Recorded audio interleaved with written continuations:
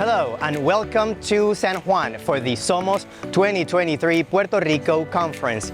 Join us for this special program that will take you on a journey of this fantastic event hosted by SOS Inc. in partnership with the New York State Legislature's Puerto Rican Hispanic Task Force. And everyone here agrees it is the largest in the conference's history. I am Javier E. Gomez on behalf of BronxNet Television. Let's go, join us.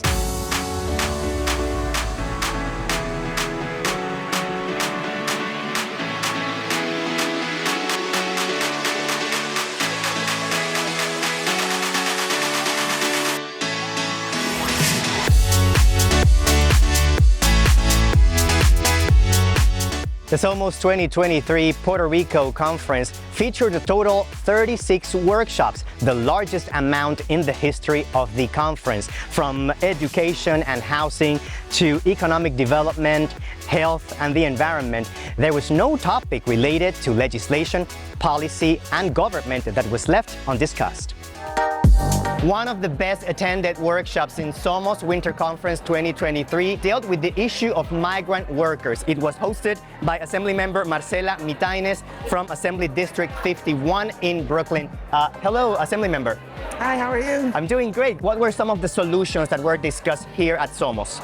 So we talked about how we need to empower new immigrants and do the workforce development. So they need to understand that even though they're immigrants, that they still have rights, that even though they're immigrants, they are still entitled to a minimum wage.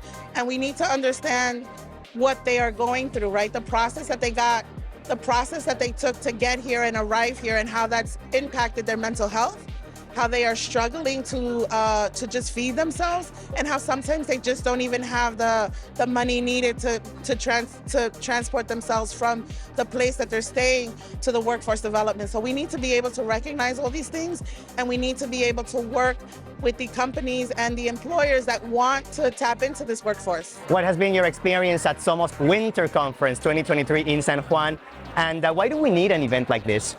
I think this is a really nice event where it brings people together. I think this is one of the few places where you see a bunch of politicians in different levels of government. But for me, it's about having conversations with them and letting them know what my priorities are for my district, for the state, and what I can do and how we can work together. I know you are the first Peruvian American to serve in the state legislature, which is very interesting because it shows the changes in demographics in the Latino populations in the state. Puerto Ricans started as the pioneers, then Dominicans, Colombians came after. How do you feel about this? I'm really proud, and so I want to make sure that people understand, the strides that we've made. There's a lot of Latina women in politics, and I'm very proud of that, but I look a little bit different from them. And so for me, it's really important to identify and connect with those folks and let them understand this is a possibility of what we can do as immigrants. We will continue with more from Somos Winter Conference 2023 from San Juan.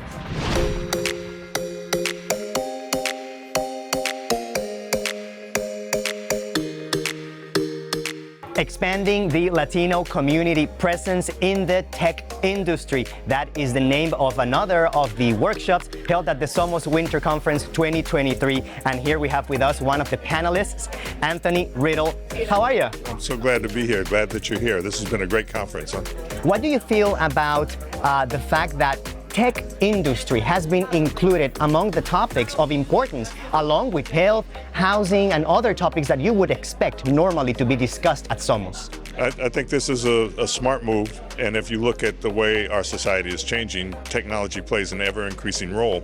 Technology is nothing in and of itself. My issue, and for BronxNet also, it's important that our elected officials recognize that a lot of this technology rides on the back of public resources, whether it's the roads or whether it's the public rights-of-way, where all of the cables and fibers are running underground or on poles.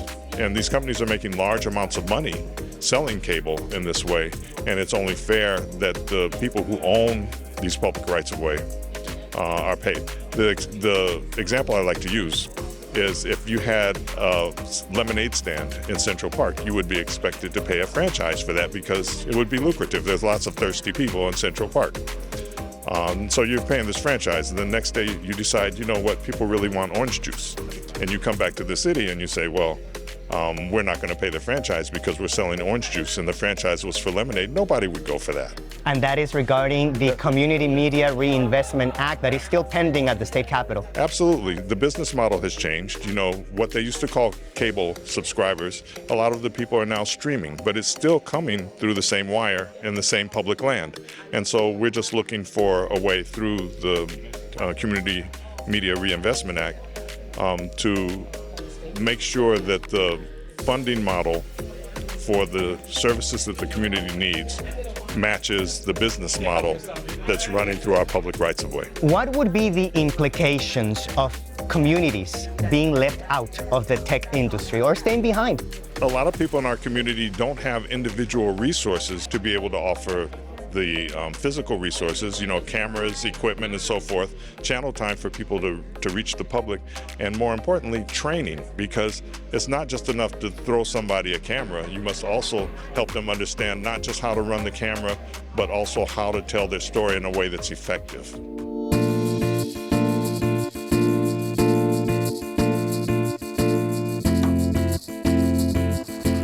Homelessness within LGBTQ plus youth is a serious problem in New York and also in Puerto Rico. The topic was discussed in a panel hosted by Assembly Member Tony Simon from the Assembly District 75 in Manhattan. Hello, Assembly Member. Hi, how are you? I've worked on this issue for decades when I worked at the City Council. One of the largest homeless populations in New York City, nearly 40% of homeless youth identifies LGBTQ youth. Many of them are rejected from their homes around the country and beyond, some from New York City and New York State as well, looking for services, looking for housing, looking for mental health services. They've gone through a trauma. Could you imagine being a child? I grew up LGBT. I have a Latino mom from Peru who accepted me. It wasn't always easy. It took her years to come around to realizing it's who I am, not a choice. A lot of these kids are being thrown out by their parents and are looking for a family. There is a family for them. It's in New York City. There are services like the Ali Forney Center. We need to make sure they have the services to ensure that they have a productive, thriving life in New York City and the U.S. I know you are familiar with Somos Spring Conference in Albany, New York. What can you tell me about the difference and the conference in San Juan during the winter? Well, first of all, it's warmer, and you get out of New York City and you see everyone at once. Many amazing events where you can learn from panels, and you get a chance to enjoy a little bit of sun, but mostly interact with labor, other elected officials, your colleagues, advocates, nonprofits from around New York State in one place.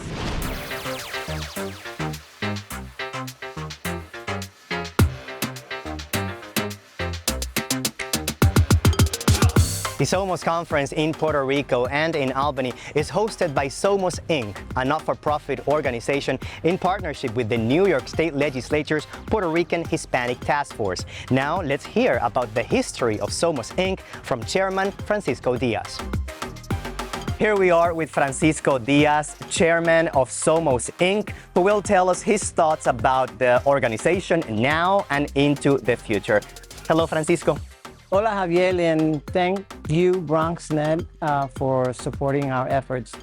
It's really a joy to be here. It is, and the story that we have to talk about is we stand on the shoulders of some great men and women who started the New York State Assembly Puerto Rican Hispanic Task Force and created Somos Inc., the not-for-profit. We are growing. This is a record number of registrants that are supporting and participating in this year's conference, including our unions who have been loyal supporters, corporate friends, and community-based organizations, and just a general population that understands that the mission of what we do here in the Somos Puerto Rico Conference leads us into the winter conference in Albany, when we then take all of the work we do in the workshops, by the way, 36 workshops, record number 2,300 participants, and then the days of service. And of course, our mission with the scholarship programs.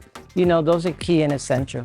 I've been attending the Somos conference in Puerto Rico for many years, and in my impression, this seems to be the largest I have ever seen. Yes, it's been building up, 35 years in the making. Think about it. 35 years ago, Angelo Del Toro, Jose Serrano, Jose Rivera, Domas Seda, Antonio Burgos, Joe Wiskovich, Nidia Velasquez, men and women whose shoulders we stand on, who made this possible, right? And it's wonderful to know that where we are today, but how we got here and that story, because it just shows that we have to pass on the baton. And certainly working with our new chairwoman, Karines Reyes, we are so delighted, that her vision to see to it that we focus on policy issues and we address the needs of the Hispanics in the state of New York is what's going to bring us together. Francisco, something that I also noticed in this year's Puerto Rico conference is a revitalization of enthusiasm among the participants, and also a very interesting intergenerational component to it. You have people of all ages, and also a very interesting diverse component in which you have an incredible amount of participants that are Hispanic and also non-Hispanic. Correct. And that is attributable to the fact that the diversification and the growth of our supporters is important to incorporate in the under the umbrella, right? We're all under this great big umbrella, this big tent. We're all in it together. We all breathe the same air. We all see the same injustices. We all care about bringing about change. And when we come together, little by little, we start addressing those critical issues, identifying resources, working with government, working with community-based organizations, working with union, and together we are able to change this world, because this world is upside down, but we can't let that affect us. We gotta always be together. Somos unidos, somos el futuro, somos unos, somos. We are. Noting that Somos Inc., the organization, is not exactly the same as Somos, the conference, what are your thoughts for the organization moving forward? Somos Inc., as you know, is the board of directors, is the 501c3 that manages and coordinates and solicits from sponsors and then puts together the conference on behalf of the New York State Assembly Puerto Rican Hispanic Task Force to have this great event. We, Somos Inc., now realize that we just cannot be involved in one conference in Puerto Rico and then wait several months and then come back and go to Albany and then wait several months and then come back to Puerto Rico. We are going to be more engaged in the community with other community-based organizations, with members of the task force, to begin to effectuate real outreach and growth in our communities, in the city and in the state and other parts that have not been included in our conference, right? Everyone knows Somos, a 5-letter word. Somos Inc. is the not-for-profit that works under the auspices of the task force. So its vision from a legislative perspective is what guides us, it leads us. And then what we do is we execute. Part of our mission is raising money for scholarships for students. We work with the Puerto Rican Youth Hispanic Leadership Institute. In Albany is where we have our big gala. In Albany is where we have a lot more workshops. We're in the Capitol, we're with the members. We are looking forward to another great, event to raise more dollars, to give more scholarships for CUNY students, SUNY students, the mock sessions in the Senate and in the Assembly are so critical. We see young people debating real live issues, and it's so wonderful to watch them. And we got to encourage people to go, be an audience, and salute, right, and cheer for these young people who will become our next leaders. They become interns and work with members, and from there, some of them just grow to become, great elected officials. Thank you, Francisco, and congratulations to you and the board on a great conference and the year-round programming. Thank you, Javier. It's been a pleasure. BronxNet, we're going to continue doing more. And there's more.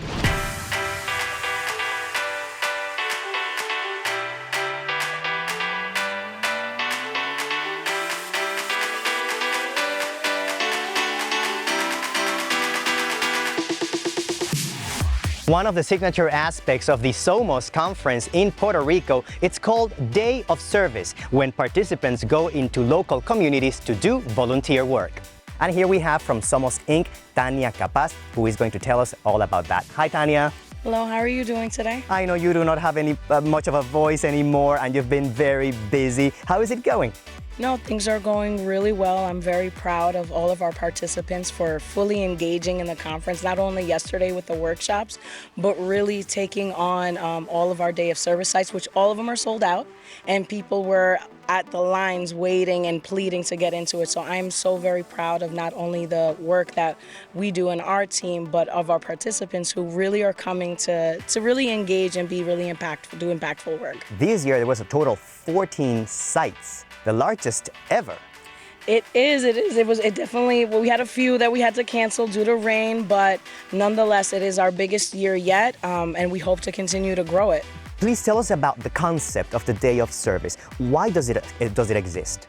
I think it was just a way of really, truly creating this platform where we can break bread not only with those that are our attendees that we're bringing, but really what this is about. It's about creating community. And we're here in Puerto Rico. Why not go out and really connect? Let's start actually talking to individuals, seeing what the problems are, or seeing what the beauty that the community has.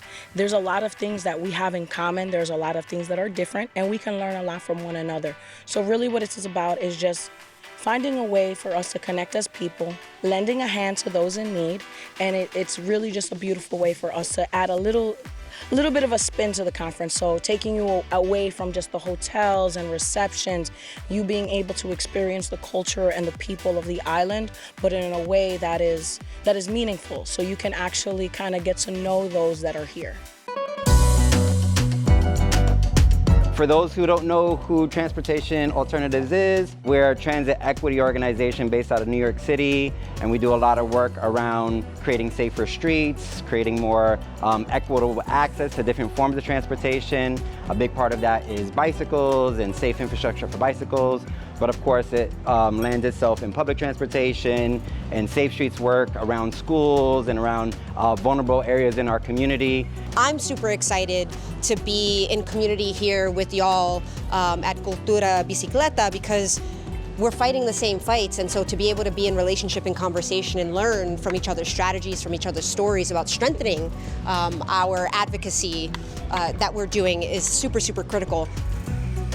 This is the equivalent of our Cross Bronx Expressway, if that makes sense, because it's a massive highway that divides different neighborhoods and creates a few choke points, limiting how you can get across. La Valdoriotti de Castro is one of the main highways splitting Santurce right down the center. A highway designed to move cars as quickly as possible that make it very difficult for people on the south side of Santurce to get to the north side of Santurce. This is shared, like you said, shared struggle. And then if I'm gonna get bigger and more existential, the thing that I love about this and my commitment to this fight around micromobility is that when we think about liberation, the freedom to move and access the spaces you want to is just right at the core of it. And this is the epitome of what Somos should be about, right? Getting out in community and being part of community, supporting locals here on the ground, learning from folks, and finding out ways that we can support. One of the days of service scheduled at Somos 2023 is being held at CRES PR, and I have the executive director with me who is going to tell us about it. Hello. Hello, welcome. What is your name? Yvette Núñez Sepúlveda. Tell us a little bit about the organization, CRES PR. Yes, we are the Coalition for the Restoration of the Ecosystems in Santurce. So Santurce is the biggest hood in San Juan, Puerto Rico, that is the capital, and also is the most crowded with most hotels and rooms and people. So we are very, very urban, but also we want to restore the ecosystems that are around the urban system. This is the second year you receive a delegation from the Somos conference. Yes. What did you do this year? What did they do this year? Well, we are very, very grateful to receive all the volunteers. We do a lot. We plant native and endemic trees. Also, we remove debris a lot of debris. We have been counting, and it has been more than 300 pounds of debris that we remove. Also, we work a lot with the water drain system over here, this area in the skate park. And we prune a little bit, and also we do educational signs by painting them in the reused wood. I see that Crest PR manages various facilities around the neighborhood. For example, there's a community garden of the block. There's a forest right on our side, and this is the ruins, as far as I understand, of an illegal development that could not happen, that is being turned into a skate park. Yes, that's true. We try to, move people to do by themselves the restoration of the green areas around the community. So in the community garden, we just grow all the species of the plants that are going to be planted in spaces like this. We have a coastal forest besides a skate park area that was developed by people that wanted to do this a private place, but it includes a public street that was in the middle. For 20 years right now, we have been, just planting a forest that is native, that is endemic, that attracts flora and fauna, and also it's prevent us to have vulnerabilities as the climate has been changing, and also we have a lot of impact from hurricane season, so we don't want more erosion, we don't want more flooding. This is a flooding area, so we are trying to have more roots in the soil so it can do the work that naturally all the vegetation does. I'm here with one of the volunteers at Crest PR. Your name? Shelly Polanco from Vibrant Emotional Health, the administrators of the 90-day suicide crisis helpline. How important is it for you to be here today? It's really important just to kind of give back to the community, especially being here and Puerto Rico being a territory. I think it's so nice to be integrated in the community, learning so much about just the land and the plants and the native culture of Puerto Rico. I think it's amazing. It's an amazing opportunity to be out here helping and learning so much from the community. What have you done here at the site? So I worked with Juan and Carlos to kind of just remove some of the roots of the invasive plants and just kind of plant some native trees so that we can have some native animals come back and just have a space that looks beautiful for the area and for the community.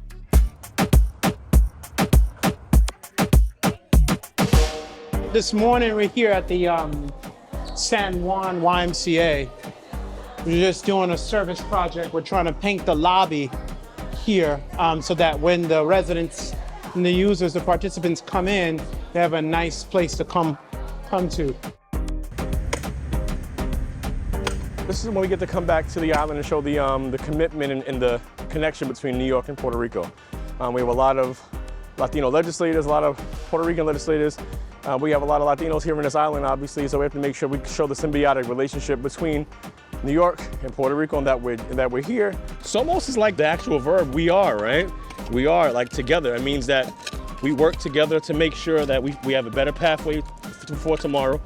And, and gardening is something that's like metaphoric and important, right? We're planting seeds for the future.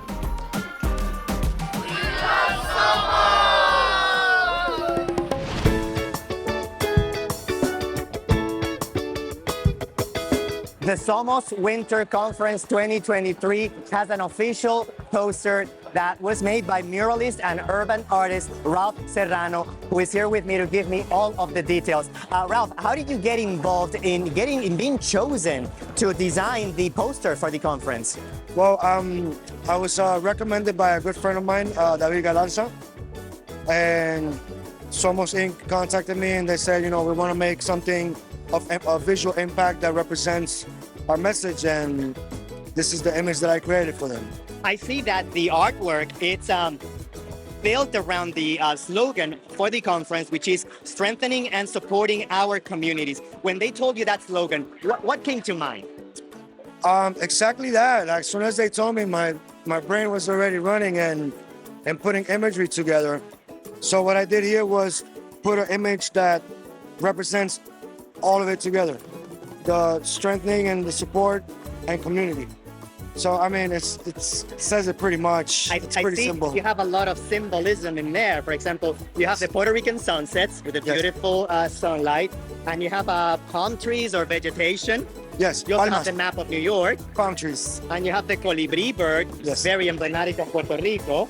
And I see that you have two hands, but the hands are together, but they're very specifically intertwined. Yeah. What did you want to say by that? For example, if you take pillars and put them together straight, if there's no support, they're going to fall apart. So what I tried to do was make all the hands like holding together to represent the strength, the support, and as well community, because there's three hands, intertwined. You were born in Puerto Rico, Yes, sir. but you lived in New York for 35 years, maybe a little more, and now you're back living on the island. Yes. What's the importance of events like Somos that continue to keep that bridge alive? Well, I think it's important being here and meeting different people and what their missions are. I think that it's very important to have that and keep community strong and building, Congratulations on the work, Ralph. Thank you very much. More from the Somos 2023 Winter Conference.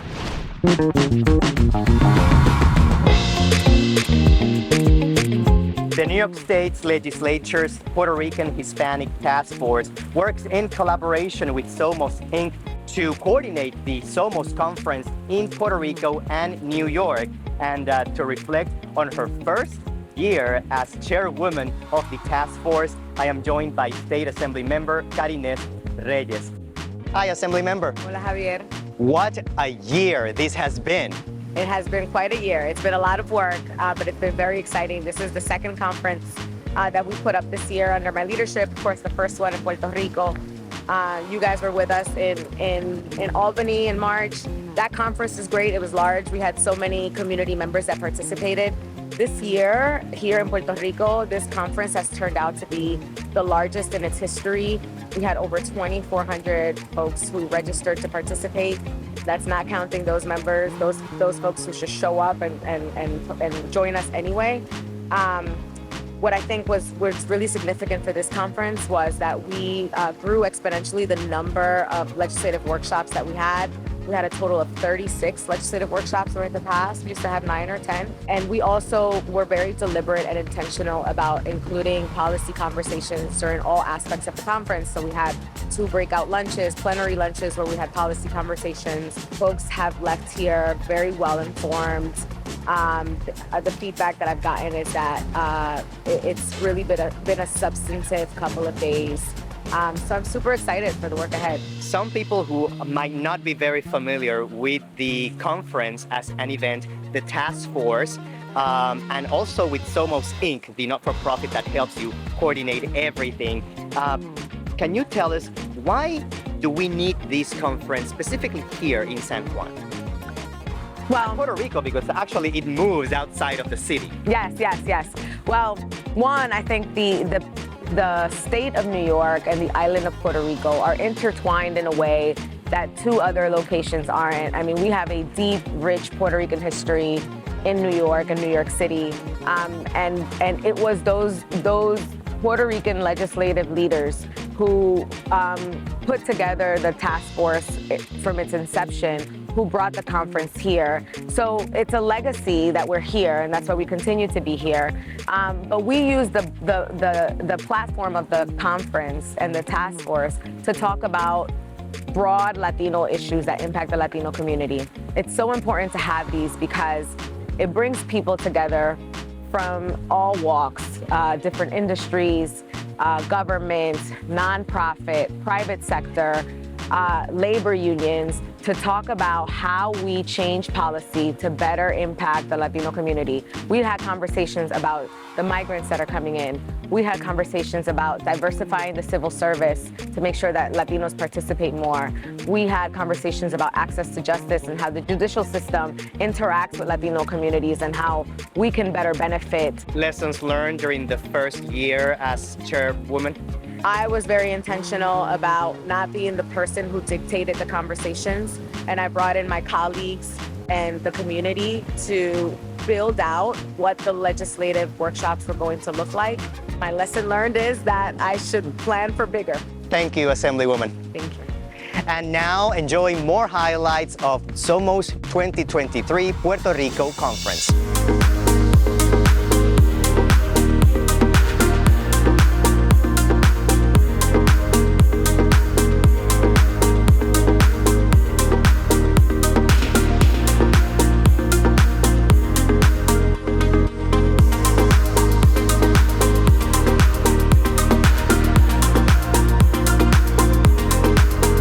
We thank Somos Inc. and the New York State Legislature's Puerto Rican Hispanic Task Force for their support to bring you this very special program. For more information about Somos Inc., as well as year-round programming, including scholarships, please check out somosnewyork.org. I am Javier E. Gomez from San Juan, and on behalf of BronxNet Television, see you soon.